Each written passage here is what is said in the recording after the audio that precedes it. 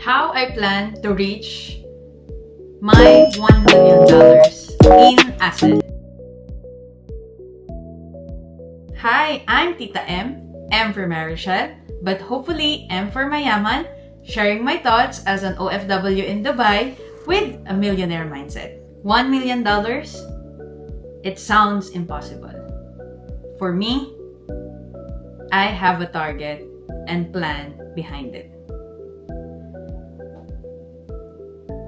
Today, I'm sharing the exact roadmap on how I intend to get there. Stay tuned. The combination of your real estate appreciation, your stock market growth, and business value, it's not impossible na ma-reach natin yung $1 million. See, for us, our Philippines and UAE or Dubai properties, they appreciate as the years go by. So I'll give you an example. Let's say, for example, the first property we acquire, which the condo in Manila, nakuha namin yun ng pre-selling for, I think, 3.1 million way back 2018.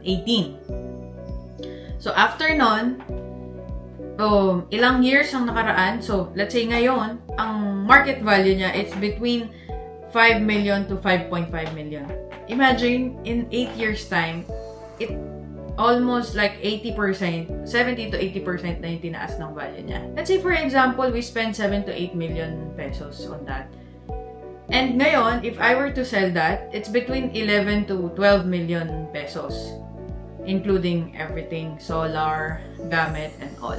So still, nag-grow yung pera mo, right? Then, again, we started acquiring here sa UAE. So, although this year lang kami nag-start dito sa UAE, if you will see, yung nabili namin, because it's a very good deal, if ever we want to sell it or flip it, easily we will earn 250,000 dirhams. As well as on the apartments that we've got. So, imaginein mo, yun yung sinasabi na yung real estate is nag-appreciate. Whether we like it or not, give it a time. Pag sa real estate, talagang mag-grow yung pera mo. Oo, there are times talaga na mahirap siyang i-liquidate, promise. So, and sa US stocks naman, let's say for example, yung plan ko is, if I will to put $20,000, around 1.2 million pesos, leave it for the next 30 years on the 7% return for the next 30 years, let's say 1.2 million pesos, then in the next 30 years, magiging siyang 9.8, 9.9 million pesos because of the compounding interest ng stock market. Actually, yung 7% na sinasabi ko, it's still low because as per the record, decade to decades, it's always like 10, 11% siya per year. But for me, I just always calculate to 7% para lang maging conservative ka, para hindi ka masyadong mag-expect ng too much, di ba? So, 9.9 million, for me, it's not bad. So, yun, that's how you are going to, that's how all your assets na mag-add up for you to be able to reach yung $1 million. And we also have yung coffee shop as well as yung mga rental property. Yung combined earnings ng coffee shop and ng rental, pagka again pinag-combine mo yon in 1 year, a year or 2 or 3, again may ma-acquire ka na naman, may mabibili ka na namang property or stocks. So para sa akin, this is our way to prepare for the future without honestly depriving ourselves. Hindi kami nagiging frugal to the fullest, parang ganon. So, we still enjoy, we buy yung mga things, mga necessity talaga, yung mga things na talagang will make us happy, alam mo yon, para hindi kami ma-demotivate, parang ganon, or ganahan kang mag-work ng mag-work, mag-earn ng mag-earn, at mag-invest ng mag-invest. So guys, I think for us, we don't need windfall.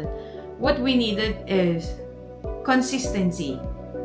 Just be, parang maging consistent ka lang sa investing mo year after year. For example, yung sinabi ko nga, di ba, sa stock market, kung magkano yung threshold na gusto mo.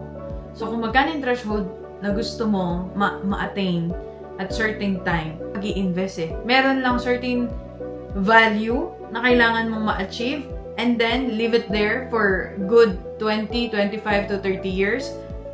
And then voila! Magkakaroon ka ng ganong halaga. Guys, $1 million, it's just a number. Tandaan nyo, it's just a number. Walang imposible sa taong masipag, may dedication, at marunong magplano. It's a big deal. Pag sinabing freedom kasi sa akin is, I own my time. Parang, I can do whatever I want sa kahit na anong oras. Okay, magta-travel ako kasi I don't report to anyone. I have my freedom. Kasi napaghandaan ko yung mga bagay-bagay as early as possible. Kaya ngayon, meron akong freedom to choose. So, paano? This is the journey of an OFW trying to build freedom before retirement. One investment, one business, and one lesson at a time. Thank you for watching, guys.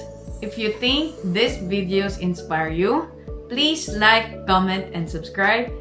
And see you sa next video.